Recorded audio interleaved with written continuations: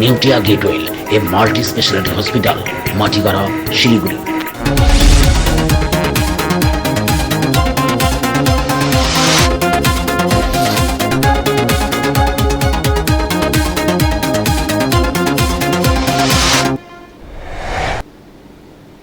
নমস্কার, ডিজিটাল বাংলা শিলিগুড়ি এক্সপ্রেসে আপনাদের সকলকে স্বাগত। আপনাদের সাথে আমি পর্ণা। শুরুতে হেডলাইন্স।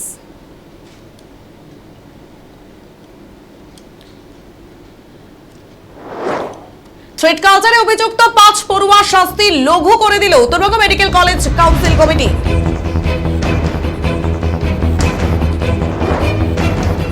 শিলিগুড়ি ফুলবাড়ি 2 নম্বর গ্রাম পঞ্চায়েত এলাকায় বসলো সোলার সিস্টেম জলের ট্যাঙ্ক।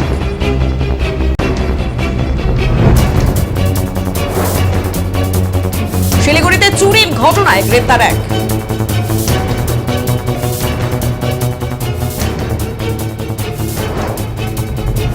শিলিগুড়ির খড়িবাড়িতে নেশাগ্রস্ত অবস্থায় আত্মঘাতী যুবক।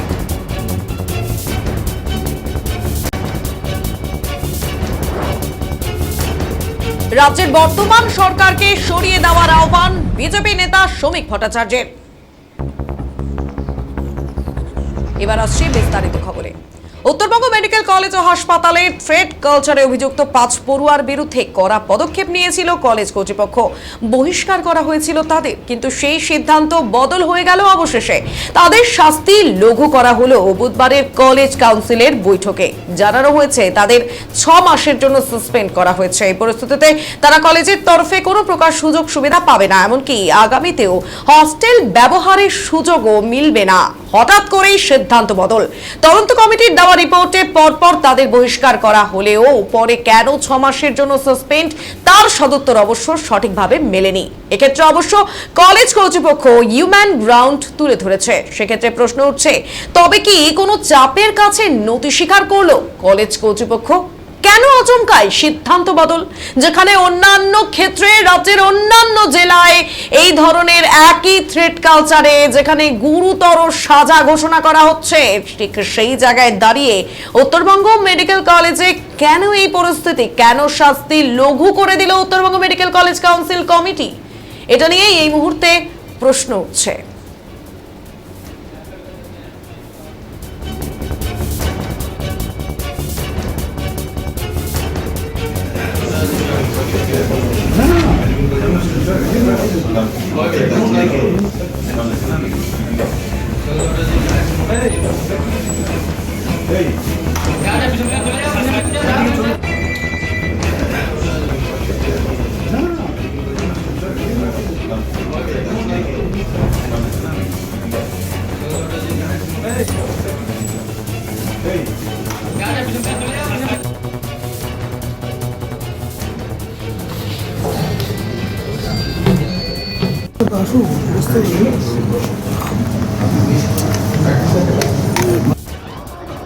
I am Professor Anupam Nath Gupta, Dean of Students Affairs in North Bengal Medical College. In today's College Council meeting, these has been the minutes. Number 1, members discussed memo number dated 10th September 2024 issued by the Principal North Bengal Medical College Darjeeling, under which 5 students were expelled from the college. The communications received from some undergraduate students regarding opportunity to offer explanations against complaints received were discussed.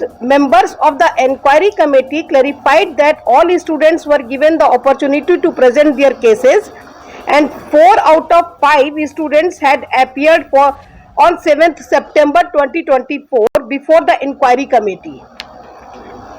Members present decided that in keeping with the decisions of the College Council Committee held on 9th September 2024 and in partial modification of memo number PC/24/25/396 dated 10th September 2024, the above mentioned students shall be suspended from the academic activities for 1 semester period of 6 months, during which they shall not be allowed to attend classes and not be allowed inside the campus of the college. Furthermore, they shall vacate the hostel during the period of this suspension from 2 p.m. on Thursday, the 12th September 2024, and shall not be allowed hostel accommodation for remaining period of their MBBS course, even after cessation of the period of suspension. A communication to this effect shall also be issued to the parents of the above students from the Office of Dean of Students Affairs, North Bengal Medical College, Darjeeling. This suspension shall be effective from 2 p.m. on Thursday, the 12th September 2024.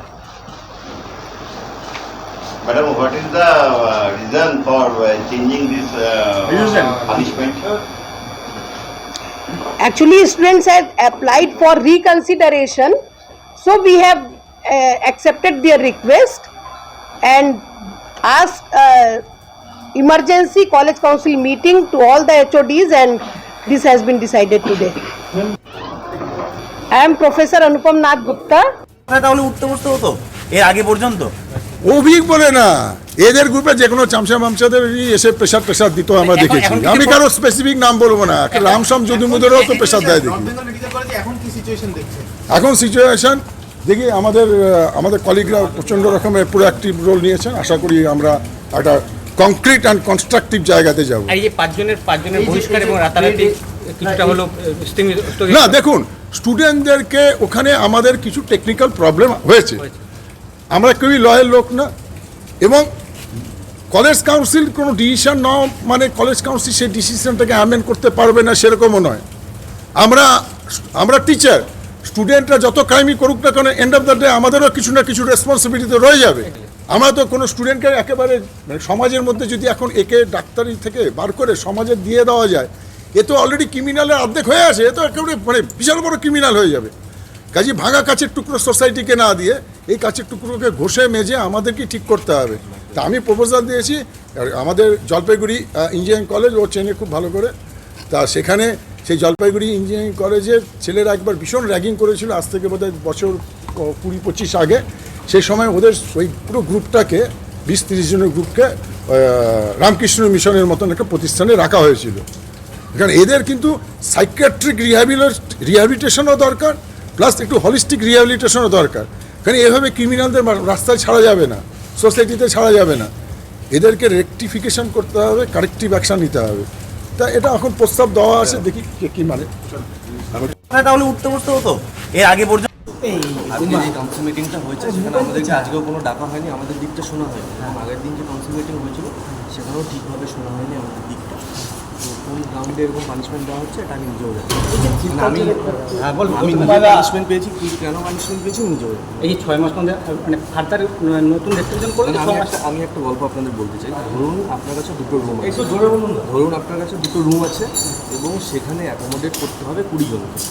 তাহলে নিশ্চয়ই আপনি কীভাবে করবেন 10 জন 10 জন তো থাকতে পারবে না, তাহলে 2 জন 4 জনকে রাখতে পারবেন না, 3 মোবাইল পিজা। তাহলে বাকি যে ছাত্রদেরকে রাখলেন না আপনি, তাদের কী? এবার তারা যদি আপনার নামে কমপ্লেন করে যে এই হস্টেল মনিটর হিসেবে বা অন্য কোনো হিসেবে আমাদের রুম দিল না, তাহলে সেই দোষটা কার? সেই দোষটা কি আমার? আমি কি হস্টেল বানাবো এখন তাদের জন্য? তাহলে সেই বেসিসে যদি ছাত্ররা কমপ্লেন করে, এই কমপ্লেনটা কীরকম কমপ্লেন? তাহলে এটার দায় অথরিটির আসা উচিত।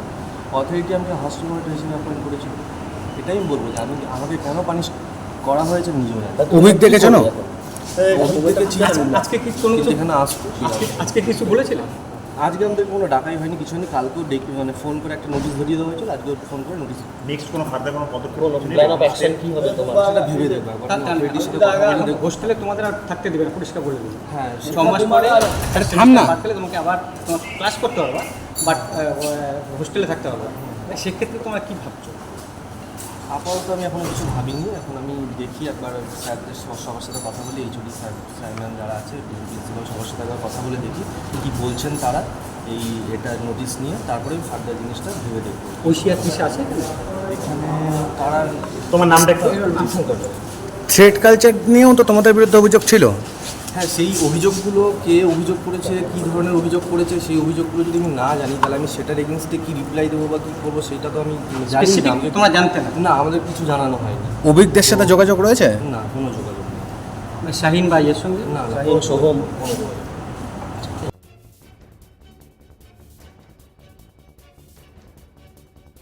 জলের ট্যাঙ্ক।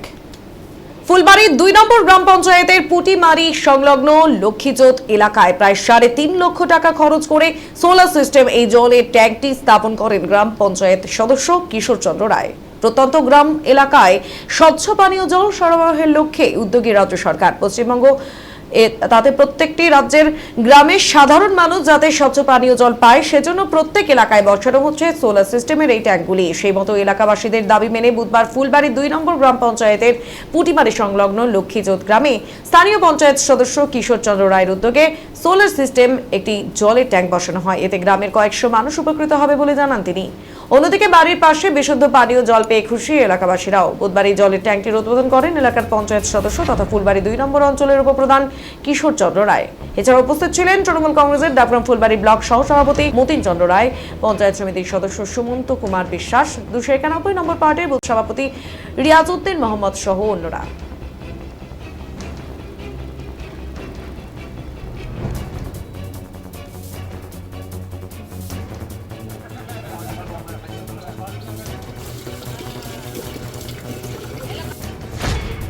আজকে 291 পার্ট, এটা সংসদ নম্বর 7। আজকে আমাদের এখানে একটা সোলার ট্যাঙ্ক বসানো হয়েছে লক্ষ্মীজোত জায়গাটার নাম। খুবই ভালো, কারণ এখানকার অনেক দিন থেকে একটা ডিমান্ড ছিল যে এখানে একটা জলের ট্যাঙ্ক বসানো হোক, কারণ এখানে জলটা খুব দূষিত। আর আপনারা জানেন যে জল থেকেই শরীরের নতুন রোগ সৃষ্টি হয়। তো আমি ধন্যবাদ দিতে চাই আমাদের মাননীয় মুখ্যমন্ত্রীকে, যিনি এই প্রকল্পটা উনি উদ্বোধন করেছেন। আর আমি এটাই বলবো, কারণ হচ্ছে আমাদের এখানে লক্ষ্মীজোত গ্রামটা যেটা আছে, লক্ষ্মীজোত গ্রামটা আমাদের খুব বড়। তো অনেকদিন থেকে মানুষের এখানে একটা ডিমান্ড ছিল যে এটা জলের ট্যাঙ্ক বসানো হয়। কত মানুষের সুবিধা হবে এখানে? মোটামুটি ধরে নেন 600-700 মানুষের এখানে সুবিধা হবে। কত টাকা খরচ হয়েছে? এটা আপনার 3,44,276 টাকা। এটা লক্ষ্মীজোত, আর এটা 5th SFC থেকে আমরা এটাকে গ্রাম পঞ্চায়েতের এটা গ্রাম পঞ্চায়েত, আমাদের ফুলবাড়ি 2 গ্রাম পঞ্চায়েত। এই সিস্টেমটাকে কি বলে, যে কি সিস্টেম? এটা অ্যাকচুয়ালি সোলার ট্যাঙ্ক বলা হয় এটাকে। শিলিগুড়িতে চুরির ঘটনায় গ্রেপ্তার এক। চুরির ঘটনায় অভিযোগ পেয়ে 12 ঘন্টার মধ্যেই চোরকে গ্রেপ্তার করে পুলিশ। ধৃতের নাম প্রকাশ কুমার শর্মা, গুরুংবস্তি এলাকার বাসিন্দা। জানা গিয়েছে গতকাল গুরুংবস্তি এলাকায় একটি বাড়িতে চুরির ঘটনা ঘটে, আর এরপরই প্রধাননগর থানায় লিখিত অভিযোগ দায়ের করা হয়। সেই অভিযোগের ভিত্তিতে তদন্তে নেমে সিসিটিভি ফুটেজের ভিত্তিতে চোরকে শনাক্ত করে পুলিশ। এরপর গতকাল রাতেই গুরুংবস্তি বাজার থেকে প্রকাশ কুমার শর্মাকে গ্রেফতার করা হয়। বুধবার ধৃতকে শিলিগুড়ি আদালতে পেশ করা হয়েছে। গোটা ঘটনার তদন্তে পুলিশ।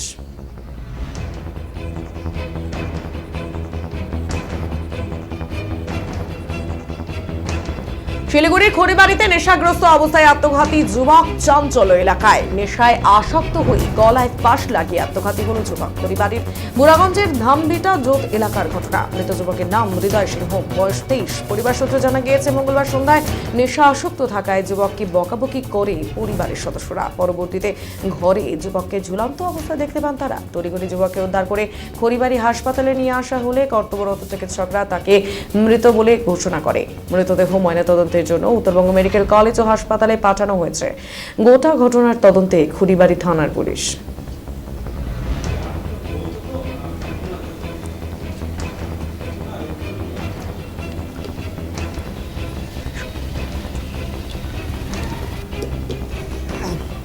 আমি তো গেছিলাম বাজারে, তো বাজারে গেছি, তো আমার ভাস্তা তো এমনি পাড়ায় নেশা খায় থাকে।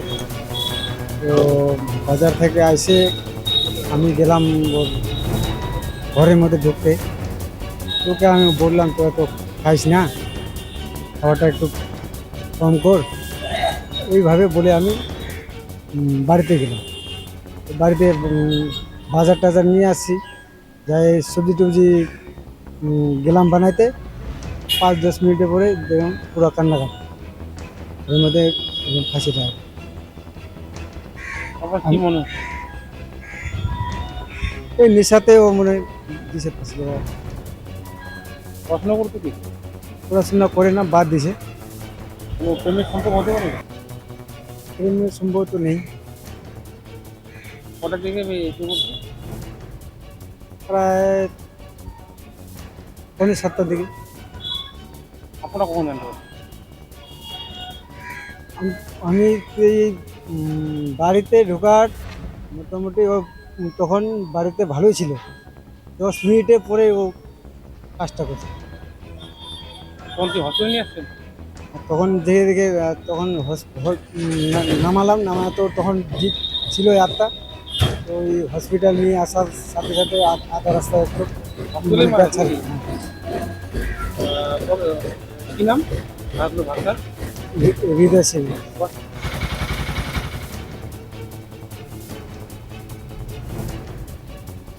বর্তমান সময়ের সংবাদ মাধ্যম আক্রান্ত, আইন ব্যবস্থা আক্রান্ত, গোটা ফেডারেল সিস্টেম আক্রান্ত। স্বাস্থ্য দপ্তরের লুট, শিক্ষকদের চাকরি বিক্রি, গণতন্ত্রের কোন স্তম্ভটাকে তৃণমূল কংগ্রেস বাকি রেখেছে? সর্বস্তরে লুট আর দখলদারি, গোটা সমাজকে একটা খোলা বাজার বানিয়ে ফেলেছেন তারা।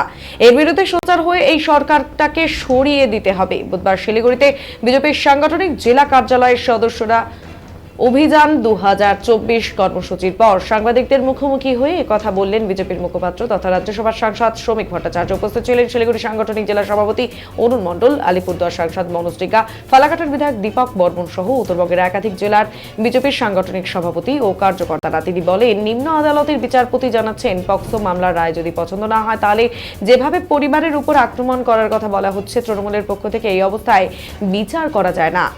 সাংবাদিক বৈঠকের মধ্য দিয়ে এদিন তিনি একরাশ ক্ষোভ উগরে দেন রাজ্যের শাসক দলের বিরুদ্ধে। এছাড়া উত্তরবঙ্গের নানান দুর্নীতির কথাও তুলে ধরেন তিনি। মূলত জঙ্গল কেটে পর্যটনের নামে ব্যবসা করার অভিযোগ তোলেন রাজ্যের শাসক দলের বিরুদ্ধে এবং উত্তরবঙ্গের কোচবিহার সহ বেশ কিছু জায়গা থেকে দেশবিরোধী কার্যকলাপের প্রসঙ্গ তোলেন তিনি, যার সরাসরি তীর দাগেন রাজ্যের শাসক দলের বিরুদ্ধে। অন্যদিকে সদ্য ঘটে যাওয়া আরজি করের প্রসঙ্গ তুলে ফের একবার মুখ্যমন্ত্রী মমতা বন্দ্যোপাধ্যায়ের পদত্যাগের দাবি জানান তিনি এবং ডাক্তার ছাত্রদের আন্দোলনকে সাধুবাদ জানান বিজেপির মুখপাত্র শ্রমিক ভট্টাচার্য। এরপরে সরকারটা কি করে থাকছে, এটাই মানুষের কাছে সবচেয়ে বড় প্রশ্ন।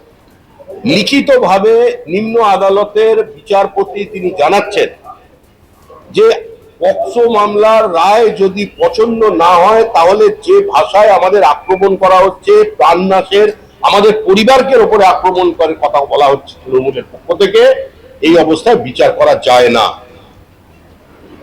তাহলে সংবাদ মাধ্যম আক্রান্ত, জুডিশিয়ারি আক্রান্ত, ফেডারেল সিস্টেম আক্রান্ত, স্বাস্থ্য দপ্তরে লুট, শিক্ষকদের চাকরি বিক্রি, কোনখান কোন সংবিধানের কোন মানে গণতন্ত্রের কোন স্তম্ভটাকে তৃণমূল কংগ্রেস বাকি রেখেছে? সর্বস্তরে লুট আর দখলদারি, গোটা সমাজকে একটা খোলা বাজার বানিয়ে ফেলেছে। এর বিরুদ্ধে মানুষকে এই সরকারটাকে সরিয়ে দিতে হবে। আপনি উত্তরবঙ্গের জঙ্গলে দেখুন না, সামনে সুন্দরভাবে জঙ্গল দেখা যাচ্ছে, ভেতরে কাঠ খালি। জঙ্গল লুট তো একটা তৃণমূল কংগ্রেসের কর্মসূচি। জঙ্গলের কাঠ কাটো, বিক্রি করো, আর বন দপ্তরের জমিতে বেসরকারি হোটেল তৈরি করো। এটা তো তৃণমূলের একদম দলীয় কর্মসূচি। সেই কর্মসূচি রূপায়িত হচ্ছে বিভিন্ন জায়গায়। আজকে যেটা সংবাদ মাধ্যমে এসেছে, এরপরেই সরকারটা কি করে থাকছে, এটাই মানুষের কাছে সবচেয়ে বড় প্রশ্ন। কনভেনার শ্রী শুভেন্দু সরকার মহাশয়,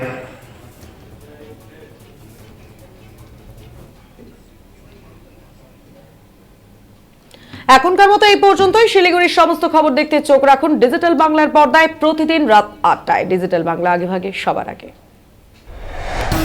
news express Siliguri, sponsor by Neotia Getwell, a multi speciality hospital, Matigara, Siliguri.